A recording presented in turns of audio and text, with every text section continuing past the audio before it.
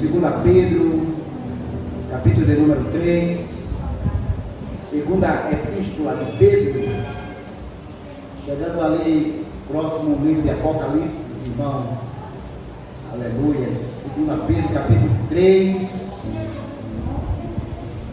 glória a Deus, só ouvindo os pregadores falando sobre a vinda de Jesus, há uma expectativa muito grande, há uma espera, muitos corações estão ansiosos por esse grande dia, irmãos, aleluia, que se aproxima.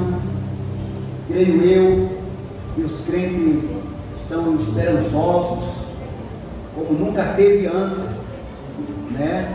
Os sinais estão muito evidentes demais, não tem como ser incrédulo, mas precisa ser crente e observar que breve a igreja estará se despedindo. Glória a Deus. Da terra, muitos anos. Deus espera. Desde quando Jesus subiu, o povo começou a esperar a volta dele. Nós estamos chegando agora, somos os crentes dos sinais.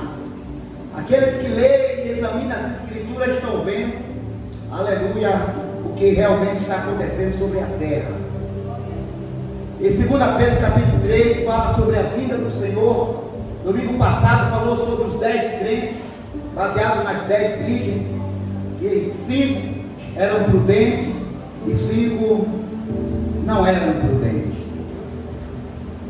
Mas a palavra do Senhor diz: amados irmãos, agora vos escrevo esta segunda carta, em ambas as quais desperto exortação o vosso ânimo sincero, para que vos lembrei das palavras que primeiramente foram ditas pelos santos profetas, e do mandamento do Senhor e Salvador mediante vossos apóstolos.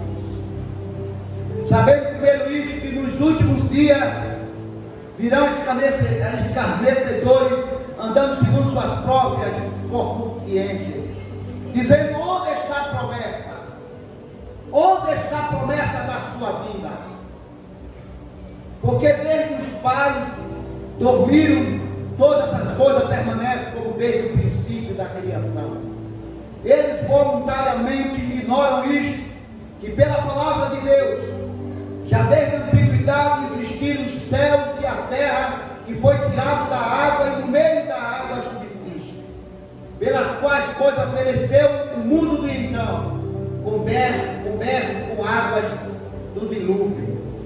Mas hoje, os céus e a terra que agora existem, pela mesma palavra, se reservam como tesouro e se aguarda para o fogo, até o dia do juízo e da perdição dos homens ímpios.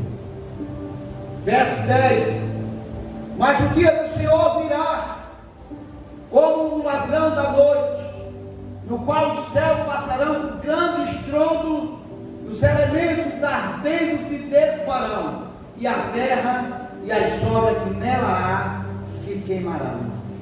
Havendo, pois, de perceber e perecer todas essas coisas, que pessoas nos convém ser em santo trato e piedade, aguardando e apressando-vos para a vida do dia de Deus, em que os céus em fogo se desfarão e os elementos ardentes se fundirão. Mas nós, segundo a sua promessa, aguardamos novos céus e nova terra, em que habita a justiça de Deus. Diga amém. Amém. Feche seus olhos, Senhor Jesus. Glória a Deus. Senhor, obrigado pela tua palavra, e cremos que muitos estão apercebidos, estão vigilantes, estão atentos, porque a tua promessa continua de pé, e estamos aguardando um novo céu, uma nova terra. Estamos aguardando, ó Deus, a tua volta. A igreja do Senhor está esperançosa, está ansiosa, olhando para o alto, porque de lá virá a nossa salvação. A tua palavra demonstra cada dia os sinais da sua vida, e esses seguirão aqueles que crêem nas tuas promessas, Deus. Pai, nós te pedimos, Deus, e já agradecemos pela palavra, por esse momento, no nome do Senhor Jesus. Amém. Pode sentar, irmão, graças a Deus. Aleluia. O Espírito de Deus vem, né? Vem, Senhor Jesus.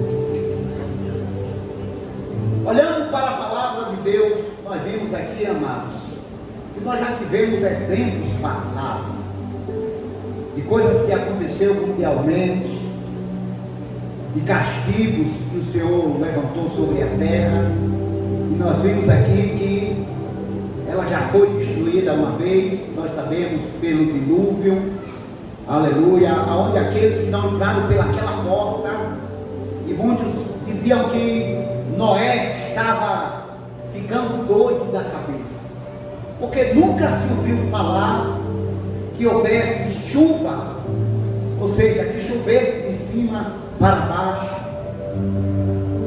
o orvalho de baixo para cima era que molhava as plantas e suas raízes, e muitos não acreditavam na promessa de um resgate que o Senhor ia fazer para todos aqueles que crescem na promessa dele.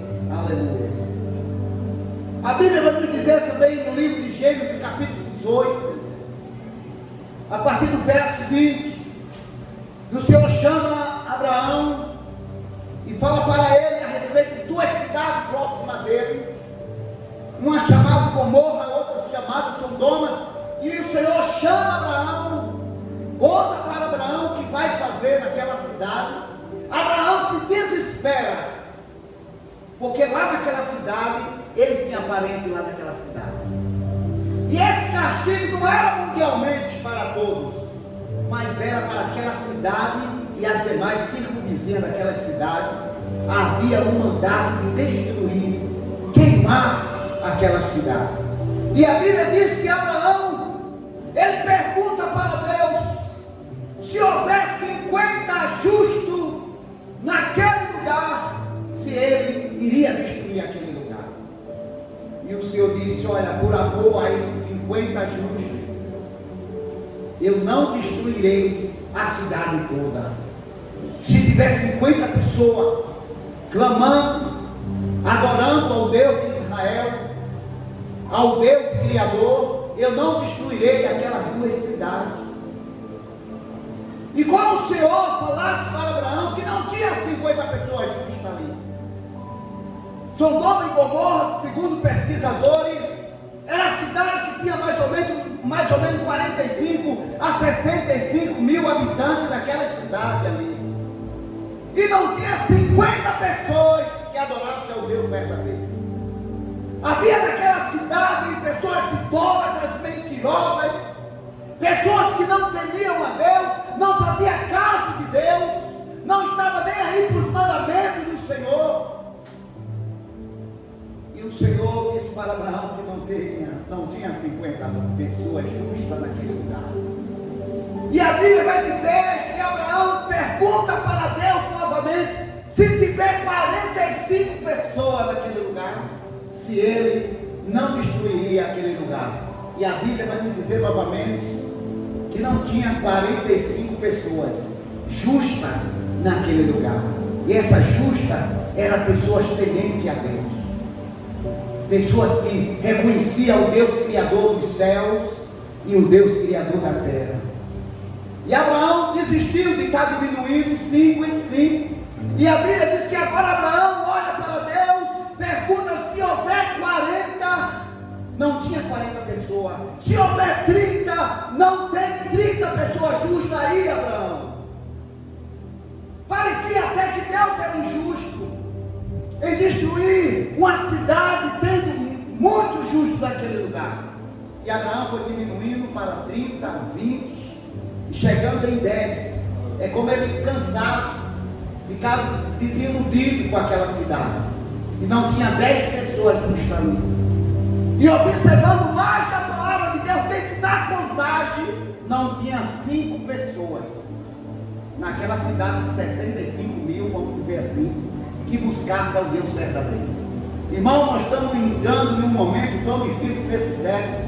Inúmeras pessoas estão apostatando da fé, não acreditam em Deus, não temem mais a Deus, não guardam mais os mandamentos do Senhor, ela acha que é viver, morrer e acabou. Mas a Bíblia diz que a partir do momento que morremos, segue-se o juízo. É uma caminhada solitária dessa pessoa agora. Não existe pai, não existe mãe, não tem um pastor para interceder, a igreja não vai estar ali. É uma caminhada solitariamente. Essa pessoa vai se encontrar com Deus. É um caminho deserto. Não tem como voltar atrás. Agora segue-se como se algo empurrasse aquela pessoa para o juízo. E Deus está lá no trono branco, esperando essa alma chegar. Aí nós começamos a entender para que Jesus morreu. Não é porque, é para que Jesus morreu. Para nos livrar da ira vindoura de Deus. Para sermos justificados e tido nós como justos perante Deus. Porque se não houvesse o sangue de Jesus, não haveria purificação, nem justificação e nem justo hoje perante a presença de Deus. Mas a Bíblia diz, aleluia, que nós somos justificados por Jesus. Imagine as pessoas que não atentaram para o sacrifício de Jesus. Como pode comparecer diante de Deus uma pessoa dessa e ser justificada? Por isso, nós precisamos viver em temor e tremor a Deus. No verso que é número 19 do capítulo de Gênesis, então disseram os anjos, aleluia, que estaria seguindo agora para aquela cidade, depois que Abraão indagou aqueles dois homens, anjos, que chegou ali na casa dele, ele indagou os anjos, e os anjos foi para aquela cidade, Sodoma e Gomorra, mostrou para Abraão que não tinha justo naquele lugar, e se houvesse alguém justo, os anjos iriam resolver isso agora. E eles foram em direção a Sodoma e Gomorra. Abraão parou a intercessão, não tinha mais nada que fazer, e a Bíblia diz que aqueles dois anjos foram até a casa de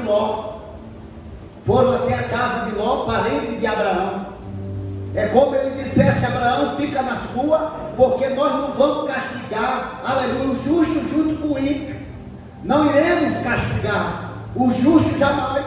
E a Bíblia diz que chegando lá, ele vai à casa de Ló, aleluia, e conversa com ele. No verso de número 12, do capítulo de número 19, então disseram os anjos a Ló: tem mais alguém aqui na cidade?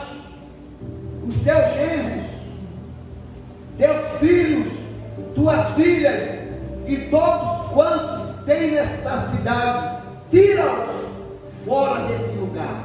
Ou seja, Deus ainda usa de misericórdia. Vai até a casa de Ló e fala para ele: vai lá, avise as pessoas que todos quantos querer sair junto com você, pode sair da cidade. A gente vê aqui a misericórdia de Deus. Ele abre novamente a porta e diz para Ló: avisa a todos, fala para os seus parentes, seus genros, suas filhas, seus filhos, avisa pessoas conhecidas e diga para elas: saiam da cidade. E a Bíblia vai dizer que só saiu Ló e suas duas filhas e a sua esposa. Saíram da cidade. Mas a Bíblia vai nos dizer que quando eles saíam da cidade, a cidade não saía do coração da mulher de Ló.